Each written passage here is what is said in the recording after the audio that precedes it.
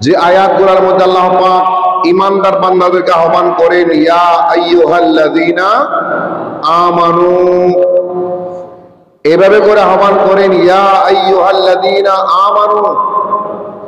এই ইয়া আইয়ুহা শব্দটা বলার মাধ্যমে আল্লাহ বান্দাদের প্রতি আল্লাহর নেক নজর, দয়ার নজর, মায়ার নজর, রহমতের নজর, বান্দার প্রতি আন্তরিক মহব্বত নিয়ে আল্লাহ পাক আহ্বান করেন, হে আমি আল্লাহর প্রতি বিশ্বাসী বান্দারা, ঈমানদার বান্দারা।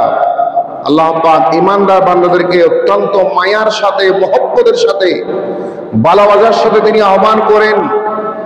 আহ্বান করে এই ইয়া আইয়ুহাল্লাযীনা আমানু দ্বারা অসংখ্য আয়াত, অসংখ্য সূরার মধ্যে এই ইয়া আইয়ুহাল্লাযীনা আমানু দ্বারা তিনি খিতাব করেছেন, সম্বোধন করেছেন। জোরে বলুন সুবহানাল্লাহ। আর আজকের খুতবার সূচনায় যে আয়াতে কারিমা তিলাওয়াত করা হলো সূরা মাইদার 35 নম্বর আয়াত। এই সূরা মাইদার 35 নম্বর আয়াতের মাধ্যমে আল্লাহ পাক প্রথমে আহ্বান করলেন, হে ঈমানদার বান্দারা।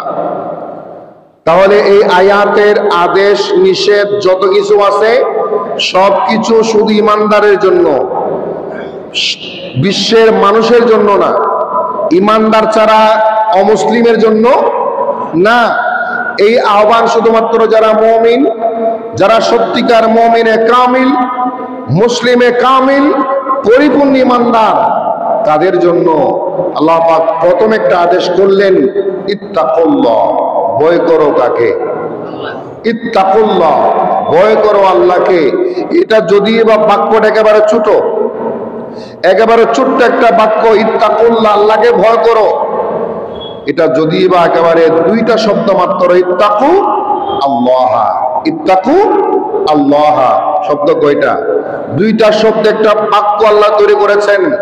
আর এই দুইটা শব্দে এক বাক্যে আল্লাহ পাক সৃষ্টির খোদার খোদাইর যত নিয়ামত আল্লাহ রাজি করার জন্য, আল্লাহর সন্তুষ্টির জন্য, জান্নাতে যাওয়ার জন্য যত কিছু প্রয়োজন, জাহান্নামের মুক্তির জন্য যত আমল প্রয়োজন, যত আমলকে ছেড়ে দিতে হবে, জান্নাতে যাওয়ার জন্য যত আমল করতে হবে, আল্লাহর বন্ধু হওয়ার জন্য, ওলি হওয়ার জন্য, নিকটবর্তী হওয়ার জন্য যত কিছু করতে হবে, এই ইত্তাকুল্লাহর মধ্যে রয়েছে। যেটা বলুন সুবহানাল্লাহ। বান্দা যখন আল্লাহকে ভয় করবে তখন কিন্তু তিনি আর হারাম পথে যাবেন, বলেন হারাম পথে যাবেন, অন্যায় পথে যাবেন, শয়তানের গোলামি করবেন, তাগুতি গোলামি করবেন না, শয়তানের গোলামি করবেন না।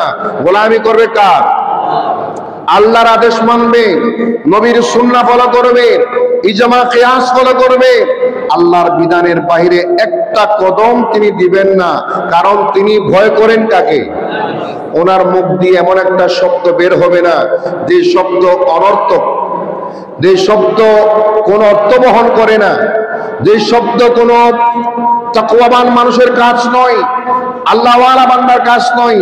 এমন শব্দ তার মুখ দিয়ে বের হবে, এমন জায়গায় তিনি পা রাখবেন না যেই জায়গায় গেলে গুনাহ হতে পারে, পাপ হতে পারে, অন্যের ক্ষতি হতে পারে, মানুষের ক্ষতি হতে পারে। ওই জায়গায় তিনি পা বাড়াবেন না, হাত বাড়াবেন না, দৃষ্টি সংকোচন করবেন। দৃষ্টিকে তিনি হারাম দৃষ্টি দিবেন না, হালাল পথে দৃষ্টি দিবেন। যেদিকে তাকালে গুনাহ হয় ওনার দৃষ্টি সেদিকে যাবে, কারণ তিনি ভয় করে কাকে? ওনার চিন্তায় কখনো হারাম কাজ আসবে না, ওনার চিন্তায় কখনো শয়তানি কাজ আসবে না। ওনার চিন্তা, চেতনা, কলব, অন্তর, জাহের, বাতেন সব কিছু একমাত্র কার জন্য? এবং পুরা কলব 100 শতে শতভাগ আল্লাহর ভয়, আল্লাহর প্রেম, আল্লাহর ভালোবাসা, আল্লাহর মহব্বত থাকবে। তখন দেখবেন ওই মানুষটা যা বলে আল্লাহ তা কবুল করেন, ওই মানুষটা যা চায় আল্লাহ তা দিয়ে দেন। এটা বুখারী শরীফের হাদিস। আল্লাহ ইরশাদ করেছেন, সে আমি আল্লাহকে ভয় করতে করতে, নেক আমল করতে করতে এমন নিকটবর্তী হয়ে গিয়েছেন, আমি আল্লাহ তাকে ভালোবাসতে শুরু করলাম। তখন সে যা চায় আমি তা দিয়ে দিই। তার চোখের দৃষ্টির মধ্যে আমি আল্লাহর কুদরতি পাওয়ার দিয়ে দিই, হাতের মধ্যে কুদরতি পাওয়ার দিয়ে দিই, পায়ের মধ্যে কুদরতি পাওয়ার দিয়ে দিই। গোটা দুনিয়ার মানুষ যা দেখে না সে তা দেখে। আল্লাহু আকবার।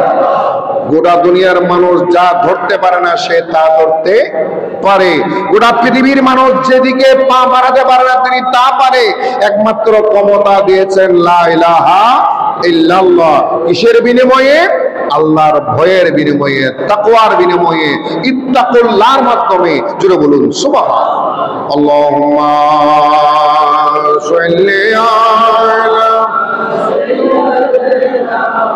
মাওলানা মুহাম্মাদ ওয়া আলা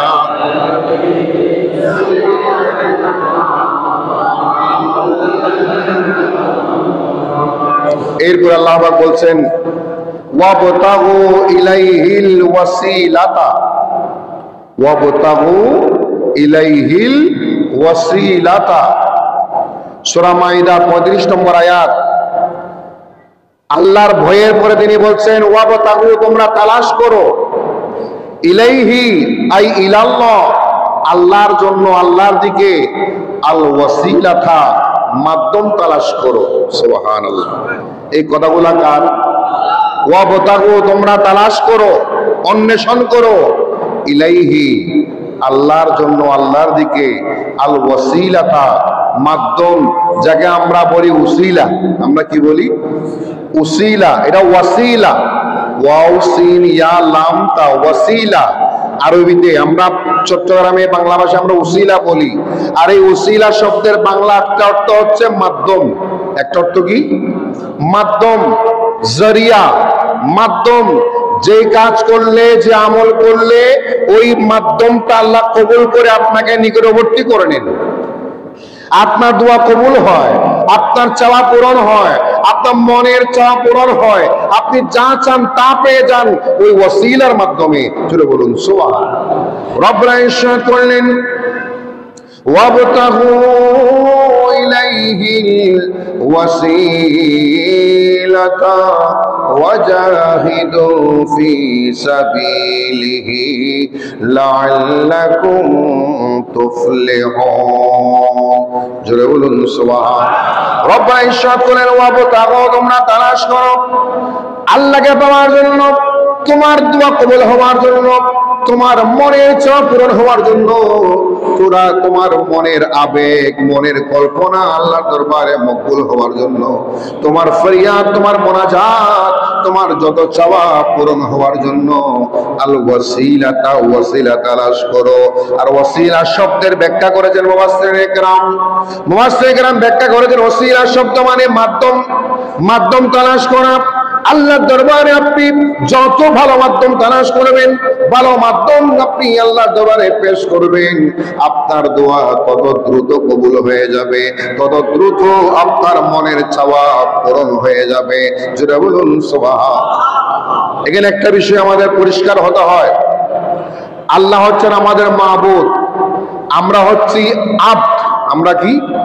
আব্দ। আব্দ মানে বান্দা। তিনি হচ্ছেন মাবুদ, আমরা বান্দা। আল্লাহর সাথে বান্দার মাঝখানে যে ব্রিজ, যেই কানেকশন, সম্পর্ক, রাবেতা, ওই সম্পর্কের নাম হচ্ছে ঈমান। কি কথা বলেন? কি? ঈমান। আপনি ঈমানদার, আপনার সাথে সরাসরি সম্পর্ক হয়ে গেল কার সাথে? আল্লাহর সাথে। এখন সূরা মাইদার মধ্যে বলা হচ্ছে ওসিলা তালাশ করো। আবার অনেকে ভুল ব্যাখ্যা করবেন, তাহলে বোঝা গেল আল্লাহকে ডাইরেক্ট দোয়া করলে পাওয়া যায় না, ডাইরেক্ট চাইলে পাওয়া যায় না, ওসিলা নিতেই হবে, ওসিলা ছাড়া দোয়া কবুল হবে না, এরকম অনেকে মন্তব্য করতে। এর একটা জিনিস খেয়াল করবেন, বুঝার জন্য বলছি, আল্লাহ খালিক, আমরা মাখলুক। আমরা বান্দা হিসেবে আমরা যখন ইচ্ছা, যেমন ইচ্ছা সরাসরি আল্লাহর কাছে চাইতে পারি, কোনো অসুবিধা। আল্লাহু আকবার। এক নম্বর কথা মনে রাখবেন, আপনি সরাসরি আল্লাহর কাছে দোয়া করতে কোনো বাধা আছে? নাই। আপনি ইমানদার, আপনার সাথে আল্লাহর সম্পর্ক আছে, দোয়া করেন, মোনাজাত করেন, কোনো অসুবিধা। আপনি যে কোনো সময় আল্লাহর কাছে ফরিয়াদ করেন, আপনার দোয়া কবুল হবে। কবুল করার মালিক কে? আল্লাহ তো নিজে বলেছেন উদউনি আস্তাজিব লাকুম, তোমরা আমার নিকট চাও, দোয়া করো, আমি কবুল করব। বলেছেন কে? আল্লাহ যদি দোয়া করেন কবুল করবো বলে থাকে, তাহলে কেন মাঝখানে আবার ওসিলার কথা আসবে কেন? প্রশ্ন আসে না? মাধ্যমের প্রশ্ন আসবে কেন? একটা জিনিস মনে রাখবেন, কোন একটা জিনিস আপনি কারো কাছে চাইলেন, পাওয়াটা নিশ্চিত হতেও পারে, বলে নাও হতে পারে। এখন আপনি আপনার পাওয়াটা নিশ্চিত করার জন্য অনেকগুলা রাস্তা আছে না নাই? আল্লাহর কাছে বান্দা চাওয়ার, দোয়া করার, মোনাজাত করার, মনের আবেগ কল্পনা বলার অনেক পথ আছে। তার মধ্যে প্রথম পথ হচ্ছে সরাসরি আল্লাহর কাছে দোয়া করেন, কোনো অসুবিধা নাই। সরাসরি মোনাজাত করেন, কোনো অসুবিধা নাই। আপনি ডাইরেক্ট বলেন রব্বানা গফির লানা, আল্লাহ আমাকে ক্ষমা করো, আমাকে। এখানে কোনো মাধ্যম আছে? আছে। এখানে মাধ্যম কি জানেন? ঈমান। সুবহানাল্লাহ। এখানে মাধ্যম কি? আপনি যে বললেন রব্বানা, হে আমার রব, হে আমার রবের মধ্যে আপনার একটা স্বীকারোক্তি পাওয়া গেল, আপনি আল্লাহকে রব মেনেছেন, ঈমান এনেছেন, ওই ঈমানটা হয়ে গেছে ওসিলা। আল্লাহু আকবার। আপনি কাফির, মুশরিক, বেঈমান, মুনাফিক এরা যত দোয়া করবে, যত কিছু চাইবে, আল্লাহ কিন্তু তাদের দোয়া মোনাজাত কবুল করবে না। কিন্তু আপনার দোয়া কবুল করবে, আপনার মোনাজাত কবুল করবে। কেন জানেন? আপনি মুমিন, আপনি লা ইলাহা ইল্লাল্লাহ মুহাম্মাদুর রাসূলুল্লাহ সাল্লাল্লাহু আলাইহি ওয়াসাল্লাম এই কালমা পড়োয়া, কালমাকে বিশ্বাস করেছেন, মুখে স্বীকার করেছেন, আমলে বাস্তবায়ন করেন, আপনার দোয়া কবুল হবে। আপনি সরাসরি মোনাজাত করেছেন রব্বি গফিরলি, আল্লাহ আমাকে ক্ষমা করো, হে আমার রব আমাকে মাফ করো, আমি তওবা করি, আমার তওবা কবুল করো। সরাসরি চাইতে পারেন, মোনাজাত করতে পারেন। এটা একটা রাস্তা, বান্দার সাথে আল্লাহ দোয়া করার কোনো অসুবিধা নাই। যেহেতু সূরা মাইদার মধ্যে আল্লাহ বলেছেন ওয়াবতাগু ইলাইহিল ওয়াসিলা, তোমরা আল্লাহর দিকে ওসিলা তালাশ করো, তাহলে আপনি সরাসরি চাইতে কোনো বাধা নাই। আবার যেহেতু সূরা মাইদার 35 নম্বর আয়াত আপনাকে ওসিলা তালাশ করতে বলেছেন, ওসিলা তালাশ করতে কোনো বাধা নাই। জোরে বলুন সুবহানাল্লাহ। এখন আপনি ওসিলা তালাশ করবেন, ওসিলাটা কি, মাধ্যমটা কি? মাধ্যমটা দুই ধরনের হতে পারে। একটা হচ্ছে নেককার আল্লাহওয়ালা বান্দাদের উসিলা, আল্লাহওয়ালা বান্দার উসিলা। আর একটা হচ্ছে নেক আমলের উসিলা। কয়টা হলো? একটা হচ্ছে নেককার বান্দার উসিলা, নেককার বান্দার উসিলা, বরকতময় মকবুল স্থানের উসিলা। আর একটা হচ্ছে নেক আমলের উসিলা। মনে করেন আপনি মসজিদ, কার ঘর? আল্লাহর ঘর। আপনি আল্লাহর ঘরের উসিলা নিয়ে দোয়া করলেন, এটা একটা উসিলা তালাশ করা। কারণ আল্লাহর ঘরটা, আল্লাহর ঘর, এটা বরকতময়, এটা মকবুল। সুবহানাল্লাহ। খানে কাবা, কাবা শরীফ কার ঘর? কথা বলেন। আপনি খানে কাবার উসিলা নিয়ে দোয়া করলেন, ভুল হবে? কথা বলেন না। কারণ খানে কাবাটা এমন ঘর, যে ঘরটা কার? বাইতুল্লাহ, আল্লাহর ঘরের সাথে সম্পর্ক। যেহেতু খানে কাবার সাথে বাইতুল্লাহ, আল্লাহর নিসবত, আল্লাহর সম্পর্ক, ওই ঘরটা নিয়ে আপনি উসিলা নিয়ে দোয়া করেন, চান, আপনার দোয়া কবুল হয়ে যাবে। যেখানে হাজর আসওয়াদ একটা পাথর, একটা কি? একটা পাথর। সেই পাথরটা একটা পাথর মাত্র। ওই পাথরের উসিলায় আপনি যদি হাজর আসওয়াদে চুমু দিতে পারেন, আপনার জীবনের সমস্ত গুনাহ মাফ। আপনার গুনাহগুলো সে কেড়ে নেই, আপনার গুনাহগুলো আকর্ষণ করে। আর আপনি চুমু দিতে না পারেন, দূর থেকে ইসলাম করলেন, ইশারা দিলেন, আমার নবী ইরশাদ করলেন, আপনি ডাইরেক্ট যেতে না পারলেও ইশারা দিয়েছেন, তাও আপনার গুনাহ মাফ। তাহলে সেই হাজর আসওয়াদটা আল্লাহর দরবারে মকবুল, আল্লাহর দরবারে মকবুল। সেই জন্য ওটার উসিলা নিয়ে দোয়া করেছেন, কবুল করেছেন কে? মকাম ইব্রাহিম একটা পাথর মাত্র। একটা কি? একটা পাথর। ওই পাথর ইব্রাহিম আলাইহিস সালাম পা মোবারক রেখেছেন, পায়ের চিহ্ন আছে। ওই পাথর উসিলা আপনি দোয়া করেন। দুনিয়াতে হাজার কোটি পাথর আছে না নেই? আপনার বিল্ডিং এ হাজার কোটি পাথর আছে না নাই? পৃথিবীতে এত পাথর, কোন পাথরের নাম কোরআন শরীফে আসে নাই। আর মকাম ইব্রাহিমের নাম কেন আসলো? ইব্রাহিম আলাইহিস সালামের সাথে রিলেশনের কারণে, সম্পৃক্ততার কারণে, নিসবতের কারণে, সম্বন্ধের কারণে। ওটা এখন আপনার জন্য দুয়ার উসিলা হয়ে গেল। জোরে বলুন সুবহানাল্লাহ। আল্লাহ পাক ইরশাদ করলেন ওয়াবতাগু ইলাইহিল ওয়াসিলাতা, আল্লাহর নিকট তোমরা ওসিলা তালাশ করো, আর মুফাসসির ইকরাম বলেছেন উসিলা হচ্ছে এক প্রকার উসিলা হচ্ছে আপনি নেককার বান্দার উসিলা নিয়ে দোয়া করবেন, আল্লাহর মকবুল বস্তুর উসিলা নিয়ে দোয়া করবেন, নেক আমলের উসিলা নিয়ে দোয়া করবেন। আপনার নেককার বান্দা মকবুল জিনিস, মকবুল স্থান এবং নেক আমলের উসিলা, এই উসিলা নিয়ে আপনি ফরিয়াদ করেছেন, মোনাজাত করেছেন, আপনার ফরিয়াদ মোনাজাত আল্লাহ অন্তত সেই আমলের উসিলায় সেই নেককার বান্দার কারণে কবুল করে নেবেন। জোরে বলুন সুবহান। আদম আলাইহিস সালাম জান্নাত থেকে দুনিয়াতে আল্লাহ পাঠিয়ে দিয়েছেন। তাফসীরের মধ্যে রয়েছে 350 বছর তিনি কান্না করেছেন, 350 বছর লজ্জিত ছিলেন, পেরেশানি ছিলেন, আকাশের দিকে কোনোদিন মাথা তুলে তিনি তাকান নাই, শরমে লজ্জায়, শরমে লজ্জায়।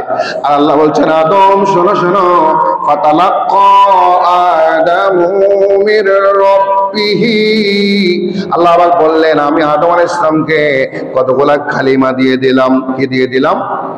কালিমাত, কতগুলা কালিমা দিয়ে দিলাম। ওই কালিমাগুলোর মাধ্যমে আদম আলাইহিস সালামকে আমি আল্লাহ কবুল করে নিলাম। জিবরাইল আলাইহিস সালাম ইরশাদ করলেন হে আদম আপনার মনে কি চাই? আদম আলাইহিস সালাম করলেন আমি দোয়া করতে চাই আল্লাহর দরবারে। একটা নাম দেখেছিলাম আল্লাহর দরবারে জান্নাতে, একটা নাম দেখেছিলাম লা ইলাহা ইল্লাল্লাহ মুহাম্মাদুর রাসূলুল্লাহ, লা ইলাহা ইল্লাল্লাহ দেখেছিলাম, আল্লাহর নামের পাশে মুহাম্মাদুর রাসূলুল্লাহর নাম দেখেছিলাম। ওই মুহাম্মাদুর রাসূলুল্লাহ সাল্লাল্লাহু আলাইহি ওয়াসাল্লাম যার ব্যাপারে আমাদের কাছ থেকে আল্লাহ আমাদের আরোহের জগতে আমাদের কাছ থেকে ওয়াদা নিয়েছিলেন। আমার বিশ্বাস হচ্ছে সেই মুহাম্মদ রাসূলুল্লাহ तमाम সৃষ্টির আল্লাহর কাছে মহব্বতে প্রিয়তম। আমি সেই মুহাম্মদ রাসূলুল্লাহর উসিলা নিয়ে দোয়া করতে চাই। আল্লাহ বলছেন আদম তুমি আমার বন্ধুর নামে আমার নিকট ফরিয়াদ করলা, মোনাজাত করলা, আমি তোমাকে তোমার সব তোমার যা মন রজানতে যা হয়েছে আমি আমার বন্ধুর উসিলায় তোমাকে মাফ করে দিলাম। এবং তোমাকে একটা দোয়া শিখাই দিলাম, সেই দোয়াটা হচ্ছে একটা মাধ্যম, একটা উসিলা। রব্বানা যালামনা আনফুসানা ওয়া ইল্লাম তাগফির লানা ওয়া তারহামনা লানাকুনান্না মিনাল খাসিরিন। ইয়া আল্লাহ আমি নিজের উপর অত্যাচার করেছি, জুলুম করেছি। আদম আলাইহিস সালাম বলে আমি নিজের উপর কি করেছি? অত্যাচার করেছি। তুমি যদি ক্ষমা না করো, তুমি যদি দয়া না করো আমি ক্ষতিগ্রস্ত হয়ে যাব, আমি ক্ষতিগ্রস্ত হয়ে যাব। আল্লাহ বলছেন আমার বন্ধুর কারণে, হে আদম তুমি আমার বন্ধুর নামের উসিলা নিয়ে দোয়া করেছো, আমার বন্ধুর নামের কারণে তোমাকে কালিমা শিখাই দিলাম, রব্বানা যালামনা শিখাই দিলাম, আমার বন্ধুর কারণে তোমাকে মাফ করে দিলাম। এখন বলেন আদম আলাইহিস সালাম মাগফুর ক্ষমা প্রাপ্ত হওয়ার পিছনে উসিলা আছে না নাই? কথা বলেন, উসিলা আছে না নাই? আল্লাহর বন্ধু উসিলা আছে এবং রব্বানা যালামনা দোয়া এই কালিমার উসিলা আছে। এইজন্য আল্লাহ পাক যুগে যুগে যত নবী রাসূলদেরকে বিভিন্ন মাধ্যম দিয়ে বিপদ মুক্ত করেছেন, মুসিবত মুক্ত করেছেন, সমস্যার সমাধান করেছেন, সকল বিপদ থেকে তিনারা মুক্তি পেয়েছেন। বিভিন্ন মাধ্যম আছে না নাই? আবার দেখা যাচ্ছে সরাসরি আল্লাহ দেন, আবার মাধ্যম দিয়েও দেন। সরাসরি চাইলে আমি গুনাহগার বান্দা, আমি পাপী বান্দা, অনেক বড় পাপী, ওই তো আমার গুনার কারণে, পাপের কারণে আমার দোয়াটা এই মুহূর্তে কবুল নাও হতে পারে। আমার এত বড় পাপী আমি, আমার পাপের কারণে আমার আল্লাহর দরবার আমার নামাজটা কবুল না হতে পারে। কিন্তু আমার নামাজে যদি এমন বান্দার উসিলা থাকে যিনি মকবুল বান্দা, এমন বান্দার উসিলা থাকে যিনি মকবুল বান্দা, আমি গুনাহগার হতে পারি, আমি পাপী হতে পারি, আমার পাপের দিকে তাকাবেন না আল্লাহ, আমার আল্লাহর সেই নেককার বান্দার দিকে তাকিয়ে আল্লাহ পাক আমাদেরকে মাফ করতে পারেন। এই জন্য সূরা মায়েদার 35 নম্বর আয়াতে বলেছেন ওয়াবতাহু ইলাইহিল ওয়াসিলাতা, আমি আল্লাহর দরবারে তোমরা ওসিলা তালাশ করো। জোরে বলুন সুবহানাল্লাহ, আরো জোরে বলেন সুবহানাল্লাহ। ইয়াকুব আলাইহিস সালাম ইউসুফ আলাইহিস সালামকে হারিয়ে সৎ ভাইয়েরা ওনাকে কূপের মধ্যে ফেলে দিয়েছিল, হারিয়ে ফেলেছেন। কাঁদতে কাঁদতে তিনি চোখের জুতি হারিয়ে ফেলেছেন। সুবহানাল্লাহ। পিতার মহব্বত ছেলের জন্য কেমন, তাই ইয়াকুব আলাইহিস সালাম প্রমাণ করেছেন। আর সে কাঁদতে কাঁদতে চোখের যদি হারিয়ে ফেলা, সূরা ইউসুফ তেলাওয়াত করলে পাবেন। ইউসুফ আলাইহিস সালাম যখন মন্ত্রী হয়ে গেলেন, খাদ্যমন্ত্রী হলেন, সৎ ভাইয়েরা সাক্ষাৎ করলেন, তখন ইউসুফ আলাইহিস সালাম অনেক কিছুর পর একদিন ওনার একটা জুব্বা দিলেন। কি দিলেন? একটা জুব্বা দিলেন ভাইদেরকে, ভাই এই জুব্বাটা নিয়ে আমার বাবাকে দিবে, আমার বাবাকে বলবে ফালকুহু আলা ওয়াজহিহি, ওনার চেহারার মধ্যে একটু মালিশ করার জন্য, ফাতাদ্দা বাসারা, সাথে সাথে তিনি চোখের জ্যোতি ফেরত পাবেন। চোখের জ্যোতি ফেরত দেওয়ার মালিককে ডাইরেক্ট দিতে পারে না? অবশ্যই পারে। আপনি পেতেও পারেন, তিনি দিতেও পারেন। এটার নাম বিশ্বাস, এটার নাম ঈমান। আবার আল্লাহ চাইলে বিভিন্ন মকবুল জিনিসের মাধ্যমেও দিতে পারেন। ইউসুফ আলাইহিস সালামের সেই জুব্বা মোবারক ইয়াকুব আলাইহিস সালাম হাতে নিলেন। অনেক দূরে যখন ছেলেরা নিয়ে আসতেছে, পিতা বলছেন আমার তো আমার ছেলের খুশবু পাচ্ছি, অথচ ছেলে আসেনি, ছেলে জুব্বা আসছে। তাহলে সেই পিতার সাথে ছেলের যে কানেকশন, যে মহব্বতের বিষয়, এটা যুগে যুগে প্রমাণিত। আল্লাহ সেই জুব্বার মাধ্যমে, আল্লাহ ইউসুফ আলাইহিস সালামের মহব্বতের মাধ্যমে, জুব্বার নিসবতের মাধ্যমে ওনাকে আবার চোখের জ্যোতি ফেরত দিলেন। এটা একটা কিন্তু উসিলের একটা দলিল। জুড়ে বলুন সুবহান। সূরা নিসা 64 নম্বর আয়াত। সূরা নিসা 64 নম্বর আয়াত। আল্লাহ পাক আমাদেরকে বলেছেন, আপনাকে বলেছেন, ইমানদার মুমিন মুসলমান গুনাহগার পাপী বান্দাদেরকে বলেছেন, কি বলেছেন? যদি তোমরা গুনাহ করেছো, পাপ করেছো, অনেক গুনাহ করেছো, অনেক পাপ করেছো, আমার দরবারে ক্ষমা চাইতে মন চাই, তওবা করতে মন চাই, পাপ মুক্তি পেতে চাও, জান্নাত পেতে চাও, নিষ্পাপ হতে চাও, তোমরা আমার নবীর দরবারে চলে যাও। এটা একটা উসিলা। এটা একটা কি? কেন আল্লাহ নবীর দরবারে চলে যাও না বলে আল্লাহ ডাইরেক্ট বলতে পারেন না তুমি এই মুহূর্তে এটা করো, আমি মাফ করে দিলাম? পারতেন না? পারতেন। এরকম করেছেন, প্রমাণ আছে না নাই? আল্লাহ সরাসরি মাফ করেছেন ছোট্ট একটা উসিলা নিয়ে, ছোট্ট একটা আমল নিয়ে, প্রমাণ আছে না নাই? আর সূরা নিসা 64 নম্বর আয়াতে আল্লাহ বলে দিলেন, ওয়ালাউ আন্নাহুম ইয যালামু আনফুসাহুম জাউকা ফাস্তাগফিরুল্লাহ ওয়াস্তাগফার লাহুমুর রাসূলু লাওয়াজাদুল্লাহা তাওয়াবার রহিমা। জোরে বলুন সুবহানাল্লাহ। রব্বুল ইরশাদ করলেন সূরা নিসা 64 নম্বর আয়াত, ওয়ালাউ আন্নাহুম ইয যালামু আনফুসাহুম জাউকা ফাস্তাগফিরুল্লাহ واستغفر لهم الرسول لوجدوا الله توابا رحيما। জোরে বলুন সুবহান। রব্বুল ইরশাদ করে, ওয়ালাউ আন্নাহুম যালামু, যদি আমার বান্দারা নফসের উপর জুলুম করেছে, অত্যাচার করেছে, সে বুঝতে পেরেছে তওবা করার জন্য, সে বুঝতে পেরেছে আমার কাছে মাপ চাইবে, ক্ষমা চাইবে, ইয়া রাসূলুল্লাহ একটা উসিলা দিয়ে দিলাম, জাউকা, তারা মাপ চাওয়ার জন্য আপনি নবীজির দরবারে আসবে। জাউকা, তারা যাবে নবীর কাছে। কার কাছে? কথা বলে কার কাছে? তারা যাবে নবীর দরবার, আল্লাহর নবীর কাছে।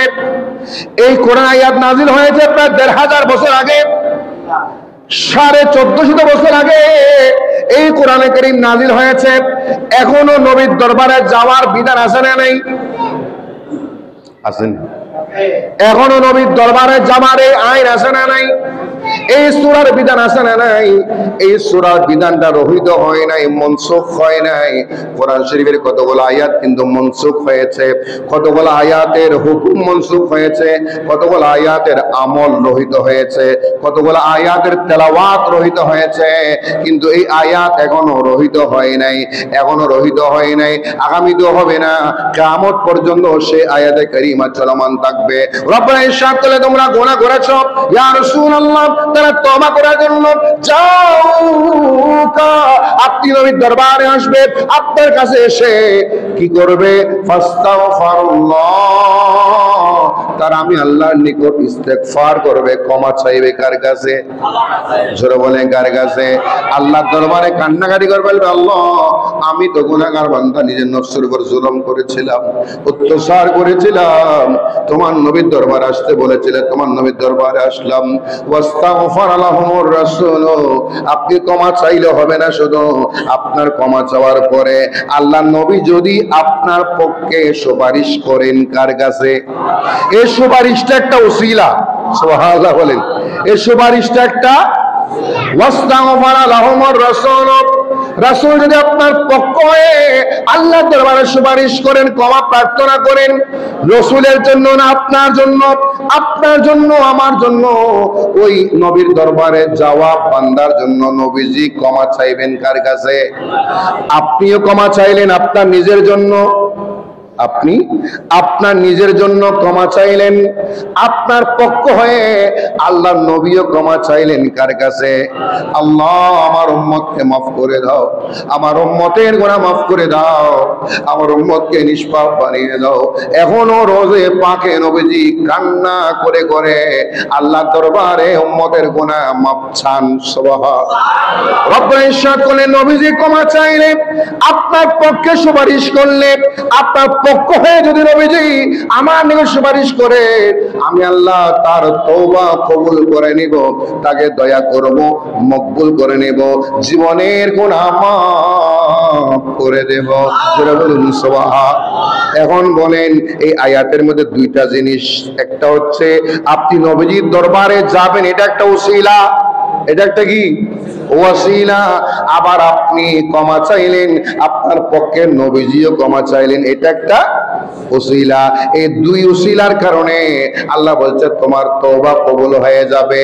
এখন বলেন, আল্লাহ জাল্লে শানুহু এই বিধানটা দিয়েছেন, কি সহজ হলো না কঠিন হলো? সহজ না? অনেক সহজ করে দিলেন। বান্দার গুনাহ মুক্ত হওয়ার জন্য, পাপ মুক্ত হওয়ার জন্য আল্লাহ তো বলে দিয়েছেন, লাগাফার লিমান তাবা, বান্দা তুমি আমার কাছে তওবা করো, আমি তোমাকে মাফ করে দেব। ওই তওবাটা একটা ওসিলা, তওবাটা একটা। এখন আসেন, যে কথাটা বলেছিলাম, নেককার বান্দার ওসিলা, নেককার বান্দার ওসিলা, আল্লাহ প্রিয়তম বান্দার ওসিলা। তামাম সৃষ্টি জগতে 18,000 মখলুকাতে, মতান্তরে 40,000 মখলুকাত, অথবা আল্লাহ সৃষ্টি জগতে আল্লাহর নিকট সবার উপরে সবচাইতে বেশি পছন্দের বান্দা, ওনার নাম হচ্ছে মুহাম্মাদুর রাসূলুল্লাহ সাল্লাল্লাহু আলাইহি সাল্লাম। কোন সন্দেহ আছে? বলে কোন সন্দেহ আছে?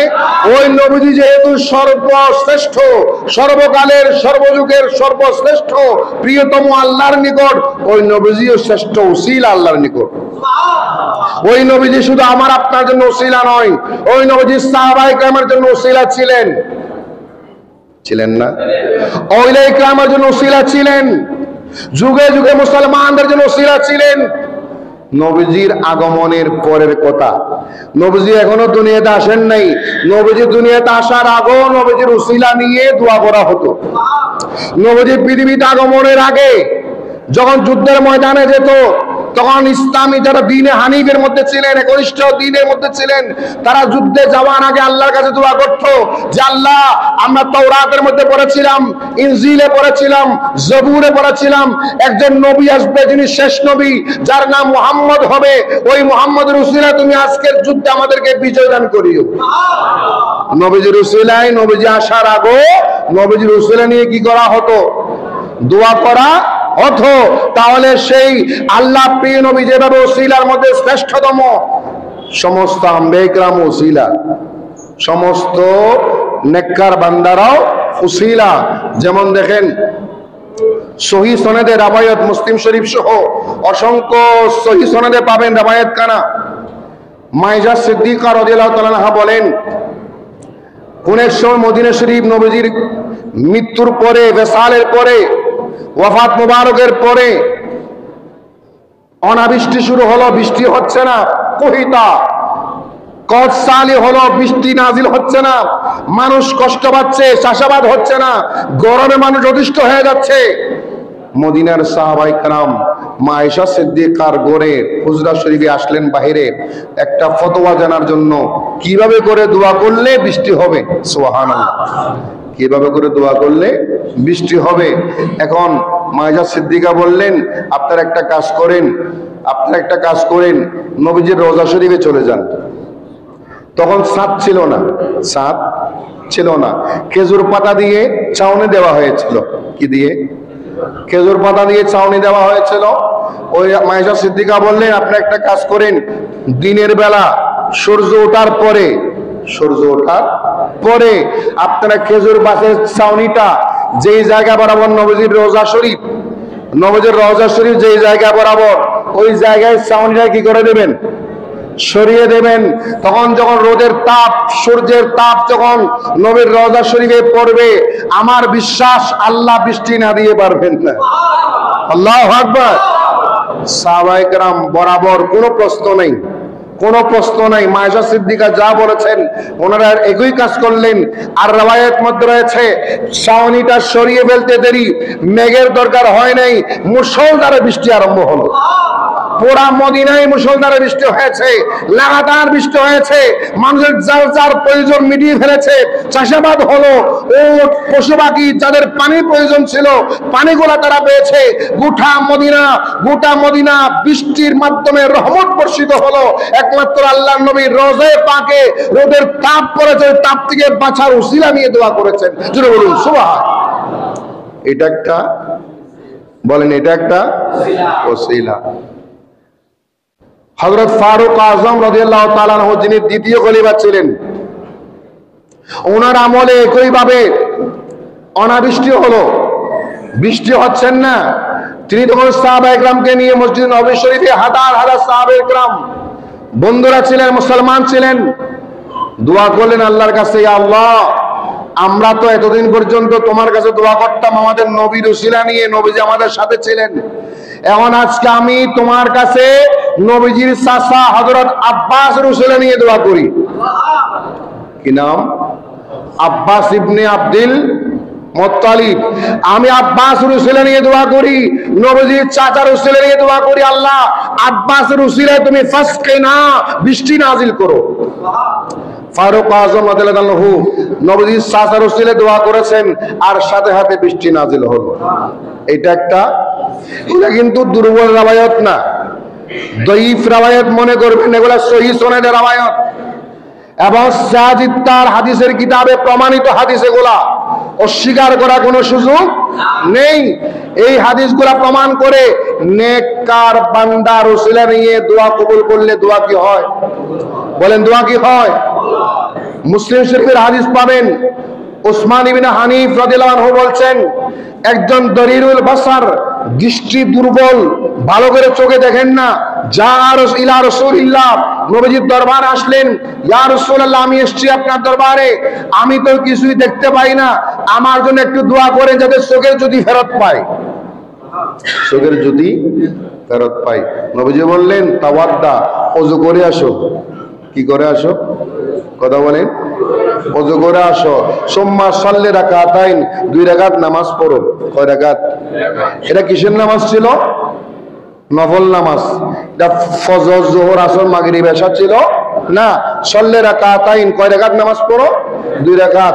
নামাজের পরে আল্লাহর দরবারে আমি মুহাম্মদ রাসূলুল্লাহর উসিলা নিয়ে দোয়া করো। ওই সাহাবী চলে গেলেন, ওযু করলেন, আবার আসলেন, কয় রাকাত নামাজ পড়লেন? 2 রাকাত নামাজ পড়লেন। নামাজ পড়ে আল্লাহর দরবারে দোয়া করলেন, ইয়া আল্লাহ, আমি চোখে দেখি না, চোখের জ্যোতি কমে গিয়েছে, আমি মুহূর্তে আসলাম তোমার দরবারে, তোমার নবীকে সামনে নিয়ে নামাজ পড়লাম, তোমার কাছে নামাজ পড়লাম, আমাকে আমার পক্ষ হয়ে মুহাম্মদ রাসূলুল্লাহর সুপারিশকে তুমি কবুল করে নাও। উসমান ইবনে হানিফ বলছেন, আমরা দেখতেছি নবীজির যে বৈঠকে আমরা ছিলাম, সে বৈঠক শেষ হয় নাই।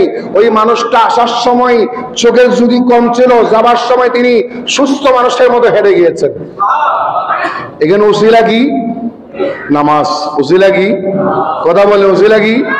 এখানে উসিলা হচ্ছে নামাজ, উসিলা হচ্ছে নবীজির নামের উসিলায় দোয়া। ওটা হলো, এখানে নামাজও আছে, নবীজির নামের উসিলায় দোয়াও আছে। তাহলে বোঝা গেল নেককার আল্লাহ প্রিয়তম বান্দাদের উসিলা নিয়ে দোয়া করলে দোয়া কি হয়? কবুল হয়। আবার নেক আমলের উসিলা নিয়ে দোয়া করলেও দোয়া। নেক আমলের মধ্যে যত নেক আমল আছে তার মধ্যে শ্রেষ্ঠ নেক আমল হচ্ছে নামাজ। শ্রেষ্ঠ নেক আমল কি? নামাজ। সময় কম বিদায় ব্যাখ্যা করার সুযোগ নেই। নেক আমলের মধ্যে শ্রেষ্ঠ নেক আমল কি? নামাজ। নামাজ আপনি নফল নামাজ পড়েন, তাহাজ্জুদ পড়েন, আওয়াবিন পড়েন, বিভিন্ন প্রকারের নামাজ পড়েন, কোরআন তেলাওয়াত করেন, জিকির আজকার করেন, দরুদ শরীফ পড়েন, আপনার মা বাবার উসিলা নিয়ে দোয়া করেন, মা বাবার থেকে দোয়া নেন, ওটা একটা উসিলা। ওটা একটা। মা বাবা জীবিত অবস্থায় দোয়া নেওয়া যায়, মৃত্যুর পরও। অনেকে মনে করে মা বাবা মারা গেছে শেষ, আমার দায়িত্ব নাই। না, মা বাবা মৃত্যুবরণ করেছে, আপনার দায়িত্ব আরো বেশি। আপনি জিয়ারত করেন বারবার, যত বেশি জিয়ারত করবেন আপনার মা বাবা গুনাহগার হলে জান্নাতি হয়ে যাবেন। আপনি চাইলে আপনার মা বাবাকে জান্নাতি বানাতে পারেন, সুযোগ আছে না নেই? তাহলে সেই ছেলেটার জিয়ারত মা বাবা জান্নাতে যাওয়ার, বলেন না, মা বাবা জান্নাতে যাওয়ার। তা আপনি নেককার সন্তান কেন আপনার মা বাবাকে জান্নাতে নিতে চান না? জিয়ারত করেন বেশি বেশি, কবরস্থানে যান, কবরের সামনে যান, জিয়ারত করেন। আপনি এদিকে কবরের উপরে মনোযোগ করছেন, আপনার মা বাবা কবরের ভিতরে হাত তুলে দিয়েছেন, আপনি দোয়া করছেন তাদের জন্য, তারা দোয়া করে আপনার জন্য। দুটোটা উসিলা, দুটোটা বলেন, দুটোটা উসিলা। এইভাবে নেক আমলের উসিলা নিয়ে, সময় নেই অন্যদিন বলবো, নেক আমলের উসিলা নিয়ে দোয়া করেন, দোয়া কবুল। তাহলে নেককার বান্দার উসিলা, বরকতমণ্ডিত স্থানের উসিলা, বরকতময় জায়গার উসিলা, বরকতময় সময়ের উসিলা। কয়টা বললাম? বরকতময় জায়গা স্থান, আবার বরকতময় সময়। যেমন মনে করেন জুমার দিন, দোয়া কবুল হওয়ার দিন। দোয়া জুমার নামাজের খতিব সাহেব যখন মিম্বর আরোহণ করে, লাম্মা সাইদ আল খতিব ইলাল মিম্বার, মিম্বর আরোহণ করার পর থেকে দোয়া কবুল। খতিব সাহেব মিম্বরে আরোহণ করার পর থেকে দোয়া। এই সময়টা বিভিন্ন রাওয়ায়াত মোতাবেক, ব্যাখ্যা করার সময় নাই বিধে বলছি না, বিভিন্ন রাওয়ায়াত মোতাবেক এই সময়টা মাগরিব পর্যন্ত। সময়টা অনেকে বলেছেন জুমার নামাজ পর্যন্ত, আবার অনেক মুহাদ্দিসিন কেরাম বলেছেন এটা মাগরিব পর্যন্ত। সেই সময় বান্দা আল্লাহর দরবারে দোয়া করবে, আল্লাহ কবুল করবে। এটা হচ্ছে মকবুল সময়ের উসিলা, মকবুল সময়ের উসিলা। শবে কদর একটা মকবুল সময় উসিলা, শবে বরাত মকবুল সময় একটা উসিলা। এবার মকবুল সময়, মকবুল স্থান, মকবুল বান্দা। কয়টা হলো? মকবুল বান্দা, মকবুল সময়, মকবুল স্থান, নেক আমল। এগুলো হচ্ছে আল্লাহর কাছে বান্দা কাছে যাওয়ার, নিকটবর্তী হওয়ার, ওলি হওয়ার, আল্লাহর বন্ধু হওয়ার উসিলা। আল্লাহ আমাদেরকে বোঝার তৌফিক